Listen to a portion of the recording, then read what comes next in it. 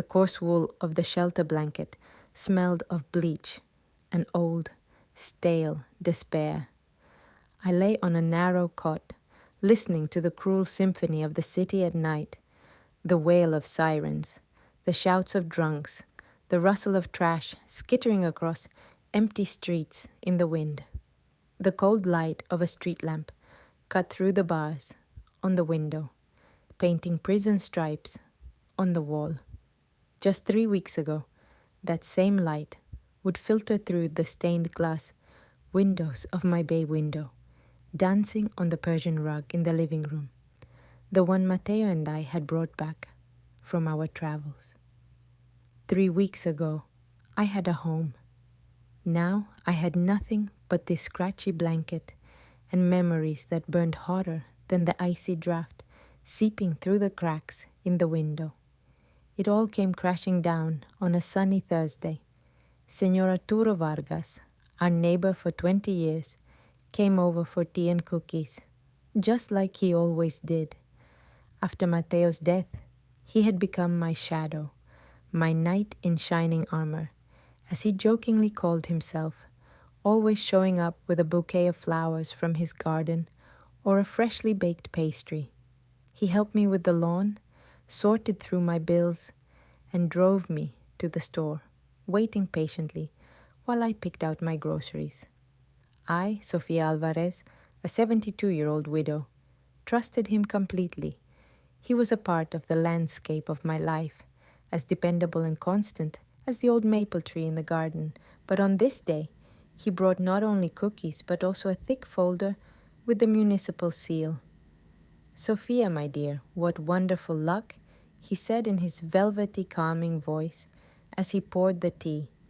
"The city has a new assistance program for widows, a significant reduction in property taxes. My lawyer told me about it, and I'm applying myself. Just sign here in a few places, and I'll take care of all of it. The last thing you need is to be waiting in lines." I looked at his kind, wrinkled face, at the silver at his temples, and it never even crossed my mind to read the fine print. All I saw was care, the kind of care I had missed so dearly since Matteo was gone. I signed where he pointed. A week later, a man in a cheap suit appeared on my doorstep to inform me that my house had been sold in a private auction, authorized by a general power of attorney, with the right of immediate sale, which I had signed over to Arturo Vargas. He told me I had 1 week to vacate the premises. My world didn't just crumble, it exploded into dust. The first thing I did, choking on sobs, was call my daughter, Isabella. "Mom, what is it? What's wrong with your voice?" Her alarmed cry cut through the fog of my shock. I stammered out the whole story. Half an hour later, she and her husband, David, were with me.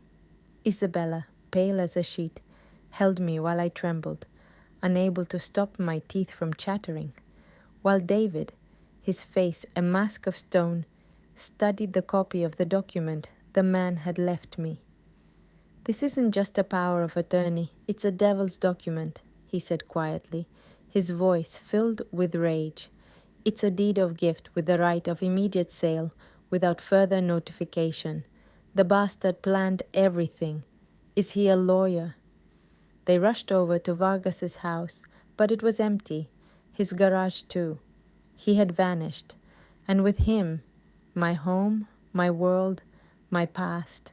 The old maple tree in the garden, the silent witness to my entire life, would now look upon the windows of strangers. It had become a symbol of my roots, torn out by the man who called himself my friend, while my own children could only watch, with helpless fury in their eyes. The first days, after the eviction, were a gray, humiliating nightmare. Isabella and David immediately moved me in with them, giving me their only bedroom, while they slept on the sofa in the living room. But I felt like a burden in their small apartment, where every inch of space was precious. I could hear them whispering at night, discussing how to find money for a lawyer, how to pay the bills. I insisted on finding a temporary place of my own, not wanting to destroy the fragile life they had built. After many arguments, they rented me a modest but clean room in a motel on the outskirts of town, visiting me daily with home-cooked meals. But pride is a stubborn and often foolish thing. When I saw their modest savings begin to dwindle, I told them I would be fine, lying that I had found a temporary live-in job with an old friend. And that's how I ended up on the street. I, Sofia Alvarez, the widow of a respected engineer, a woman whose pies were famous throughout the neighborhood, came to know the world of soup kitchens, cold park benches, and nights in a shelter. It was a world of invisible people, a world I had been separated from my whole life by a thin wall of comfort. Now that wall was gone. I watched my daughter and son-in-law exhaust themselves trying to help me. David, a construction engineer, took a second job as a night watchman at a building site. Isabella, a talented web designer, sold her jewelry, gifts from David, and scrambled for any freelance work she could find online. They called lawyers, but everyone just shrugged. My signature was authentic, and proving fraudulent intent without witnesses was nearly impossible. One day, sitting on a park bench, I saw him, Arturo Vargas. He was walking out of a Mercedes-Benz dealership and getting into a new, gleaming sedan, the color of wet asphalt. He was laughing as he talked on the phone and tossed his keys to the valet to bring the car around. He didn't notice me, a hunched-over old woman in a worn-out coat, invisible and insignificant. In that moment, something inside me died. The feeling of being a victim, the grief and self-pity were replaced by the cold, scorching ashes of rage. The hardest ordeal was selling my wedding ring. I walked into a pawn shop that smelled of dust and broken dreams. A young man behind the counter turned the thin gold band, engraved with Mateo and Sofia, siempre, over and over in his hands. The amount he offered was insultingly low, but I knew this money wasn't for food. It was for information. That same day, in a shady bar, I found a down-on-his-luck private investigator and gave him all the money just to find out where Vargas was now living. That evening, I returned to the shelter. Lying on the creaky cot, I cried without tears, in dry, agonizing spasms. I had hit rock bottom, and it was right there, at the very bottom, that I found my footing. Time in the shelter flowed like molasses. The days were all the same, a wake-up bell, bland oatmeal, long hours in the common room under the drone of an old television. I had almost resigned myself to my fate, but one day, as I was sorting through my meager belongings, I felt something hard in the lining of my old coat, in a secret pocket I had long forgotten. It was a small, old-fashioned key. The image of Mateo flashed in my mind. A few months before he died, he had given me this key, saying, "This is for the darkest day, Sofia. I hope it never comes." On the key fob was a bank's acronym and a number, FSB 713. Hope, faint and trembling like a candle flame in the wind, flickered to life inside me. I called Isabella from a payphone. "Mom, where are you? We're going out of our minds. What's happened?" Her voice was filled with anxiety and love. I told her about the key. The next day, the three of us, Isabella, David, and I, stood in the main branch of the First Standard Bank. My shabby appearance still drew sideways glances, but with David's confident presence in a sharp suit and Isabella holding my arm, I felt protected. We were led to the vault, into a sterile room with metal walls. When the clerk brought out a heavy metal box and left us alone, my heart was pounding so hard I thought it would burst from my chest. I inserted the key, turned it, and lifted the lid.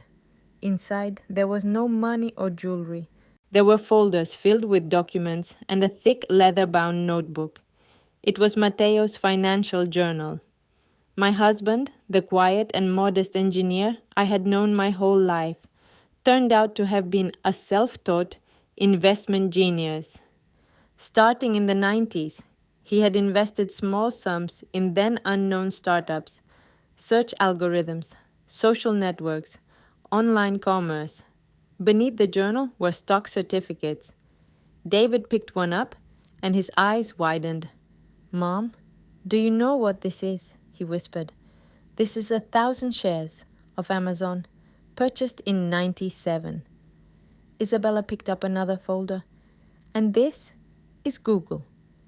I stared at the names of companies that were now giants of the global economy.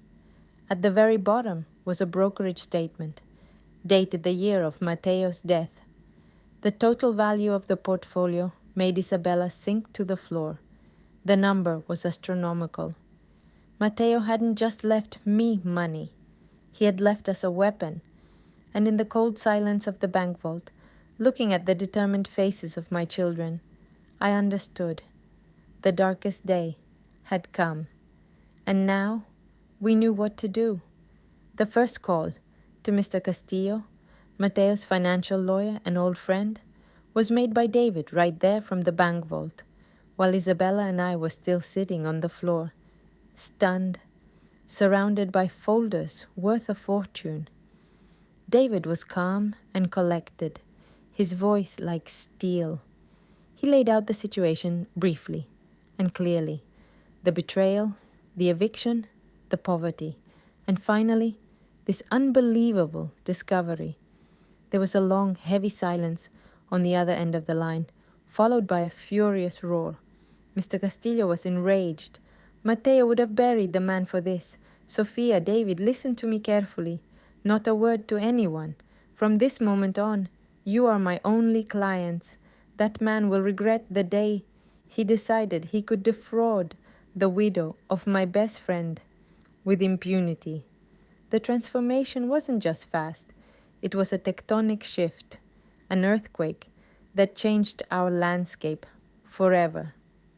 Mr. Castillo immediately transferred a sum to a temporary account that left the three of us staring silently at the ATM screen. The first thing we did was leave the city. Isabella, David, and I rented a luxurious country house on the coast for a few weeks. It was our sanctuary and our war room, a hot bath with aromatic oils, clean clothes from an expensive boutique, dinner prepared by the finest chef David hired. I was learning to live again. At night, the three of us would sit on the porch by the fireplace, wrapped in blankets, and for the first time in many months, I slept peacefully, knowing my children were nearby and safe. We talked for hours, piecing together not only a plan of action, but also a shattered faith in goodness. Then began my external transformation.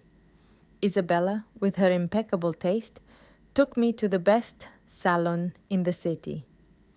"Mom, this isn't about the clothes," she said as I stared in shock at the price tags. "This is about armor. You're going to war. You need to look like a queen who has reclaimed her throne. A new haircut, elegant suits, a string of pearls. This wasn't the mask of a predator. It was the uniform of a general. I learned to walk with my back straight, to look people in the eye, to speak in a calm and commanding voice. Every day I rehearsed in front of the mirror, and slowly the hunched, frightened old woman from the shelter gave way to the woman I had almost forgotten, Sofia Alvarez, the wife of a genius, a mother, and now a warrior. In parallel, the legal and strategic work proceeded. The three of us founded a holding company. When David asked for a name, I answered without hesitation: Phoenix Investments. Phoenix, because our family was burned to ashes, but we have risen together. David, with his business acumen and experience in construction, took charge of the financial strategy and asset analysis. He spent hours with Mr. Castillo, developing legally flawless schemes. Isabella, a brilliant web designer and social media expert, was responsible for the information war and creating our legend. She was our chief of staff, our nerve center. I was the heart and soul of the operation, its face and its main weapon. We studied Mateo's legacy, and I was surprised to find I had an aptitude for this world. The penthouse we bought a week later became our command center. From the 40th floor, the city below looked like a war map, and we knew exactly where on that map the enemy was located. The first step was to gather intelligence. The private investigator I'd hired turned out to be not so useless after all. For a modest fee, he found Vargas's new address, a luxurious mansion in an exclusive gated community. But we needed more than an address. We needed his soul. Isabella hired a team of ethical hackers from Europe through anonymous networks. David reached out to his former colleagues in economic security. 2 weeks later, a dossier lay on our table, revealing every sordid detail about Señor Arturo Vargas. He was a professional conman, a widow hunter. For 10 years, he had moved from city to city, finding lonely, trusting elderly women, winning their confidence and stripping them of their assets. He was smart, cautious, and always operated on the edge of the law, exploiting legal loopholes. The report also revealed his weakness, vanity, and a desperate thirst for recognition. He invested the stolen money in risky, flashy projects, trying to build an image as a successful investor to break into the high society that despised him. Our plan began to take shape. We couldn't just sue him. He would wriggle out of it, painting me as a senile old woman. We had to catch him red-handed, force him to make a mistake on our turf. Isabella created a new digital identity for me. Sophia Werner, an eccentric and fabulously wealthy widow of a Swiss banker, recently moved to the city and looking for a place to invest her millions. She worked miracles. Social media profiles were created, filled with photos from luxurious hotels, taken with a professional photographer during our respite out of town, and copywriters were hired to write posts about high art, philanthropy, and exclusive auctions. She even created a fake website for the charitable foundation of the late banker Werner. The legend was flawless and utterly unverifiable. Then we cast the line.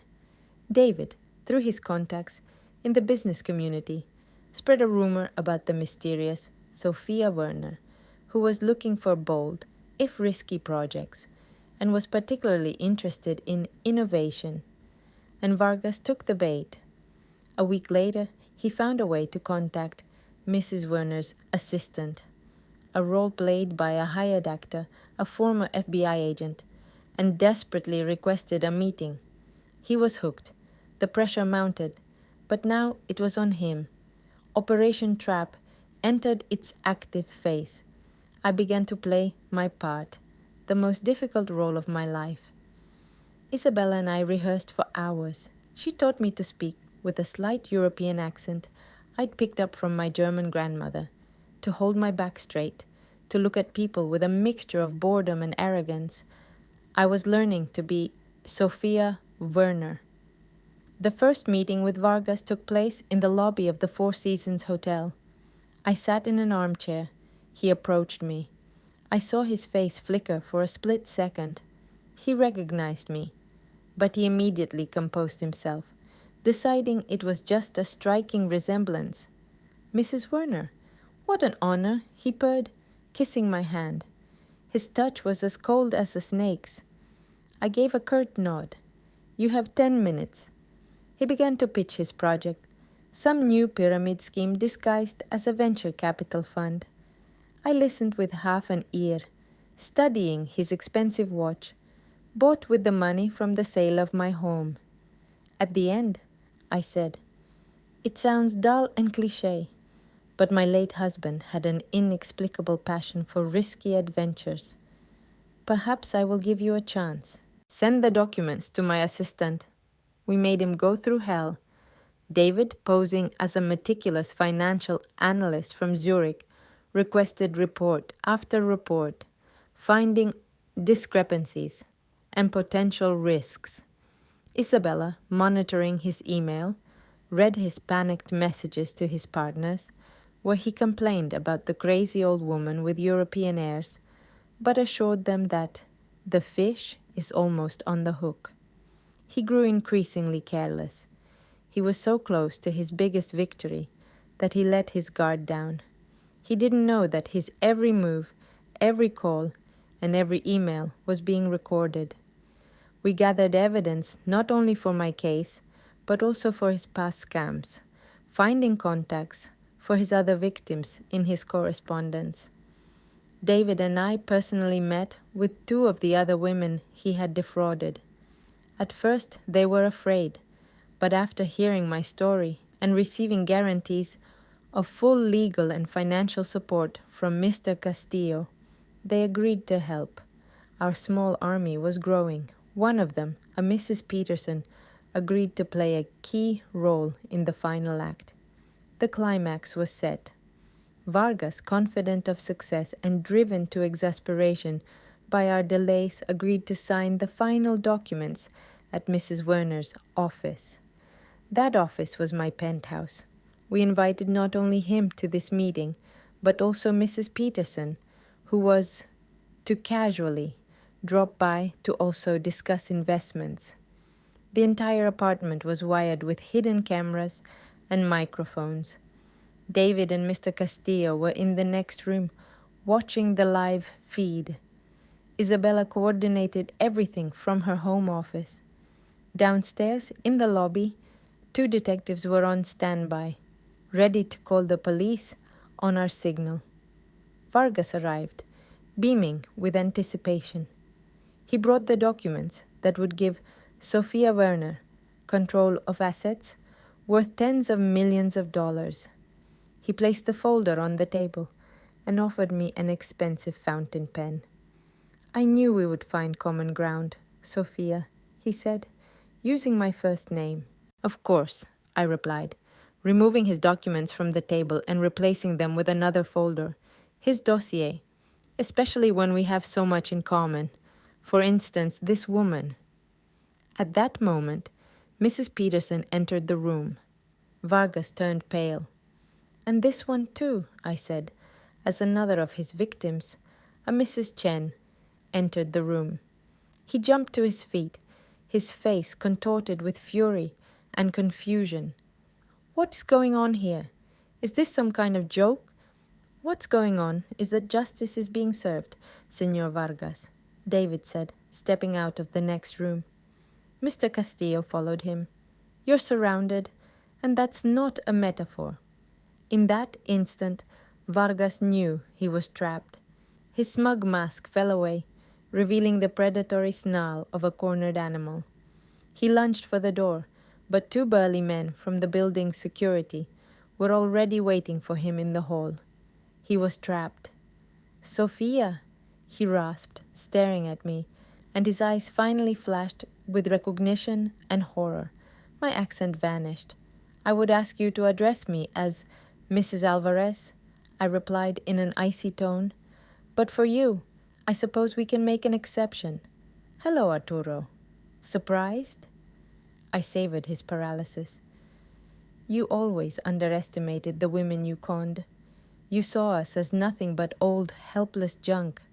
But it turns out that even the quietest widow can have very smart and loving children, willing to do anything to protect their mother." Isabella, appearing on the huge screen in the living room via video call, displayed the hidden camera footage of him convincing me to sign the deed of gift, calling me sweet, but a little bit senile. Then recordings of his phone calls, where he boasted to his partners about how easily he had fooled the old lady and the plans he had for the Swiss chicken. Every bit of misfortune you've had in the last 6 months was no accident, David said, stepping closer to him. Every contract that fell through, every investor that backed out, that was our work. You thought you were fighting the market, but you were actually fighting a family, our family, and you lost. At that moment, I walked over to him. I had my phone in my hand. I pressed a number. "Hello, detective. We have everything ready. We have a confession, witnesses, and a full set of evidence. You can come up." Vargas collapsed into a chair. His face had turned into a grey mask. The performance was over. The trial was swift and high profile. Against such a mountain of evidence, supported by the testimony of several victims from across the country, he stood no chance. His case became a landmark example in the fight against elder fraud. He was sentenced to the maximum term. The house and all the money he had stolen from me were returned by court order. When it was all over, the three of us drove to my old house. It was empty and echoed, but it was mine again. The first thing we did was walk out into the garden. The old maple tree stood in its place, spreading its mighty branches. I pressed my face against its rough bark, and for the first time in many months, I cried, this time with tears of relief and gratitude. Isabella and David hugged me, and we stood there for a long time, the three of us, united as one, under the shade of our family tree. The victory didn't bring me overwhelming joy. It brought something different, a deep, quiet peace, and an infinite, all-consuming gratitude for my children. We hadn't just gotten a house back. We had defended our family, our honor, our right to justice. A few months later, Mateo Jr., my grandson, was born. Looking into his newborn eyes, I understood that the plan to restore justice was complete. A new, much more important plan was just beginning. The plan to build the future. I did not become a recluse. Our story gained public attention, and I found a new calling. Using Phoenix Investments as a base, Isabella, David, and I opened a charitable foundation to help elderly victims of fraud. We called it Phoenix. I became its face, David its financial director, and Isabella its head of communications. The road had been long and painful, but now I had a future worth the journey. The phoenix had risen from the ashes, not to burn everything down, but to warm those who needed protection with its heat. And it didn't do it alone, but surrounded by the love of its family, its flock,